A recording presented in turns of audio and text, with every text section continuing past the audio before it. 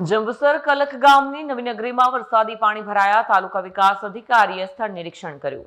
જંબુસરના કલક ગામની નવી નગરીમાં વરસાદી પાણી ભરાતા સ્થાનિક રહેવાસીઓને મુશ્કેલીનો સામનો કરવો પડ્યો. નવી નગરીના અંદાજે 60થી વધુ મકાનો સુધી વરસાદી પાણી પહોંચતા લોકોમાં ચિંતા જોવા મળી. ઘટનાની જાણ થતાં જંબુસર તાલુકા વિકાસ અધિકારી ધર્મેશ પરમાર તાત્કાલિક પહોંચ્યા અને અસરગ્રસ્ત વિસ્તારનું નિરીક્ષણ કર્યું અને સ્થાનિક રહેવાસીઓ સાથે ચર્ચા કરી. પરિસ્થિતિને ધ્યાનમાં રાખી તાલુકા વિકાસ અધિકારીએ કલક ગામના સરપંચ ઇન્દ્રવદન લીંબાચિયા અને તલાટીને જરૂરી તકેદારી રાખવા સૂચના આપવામાં આવી.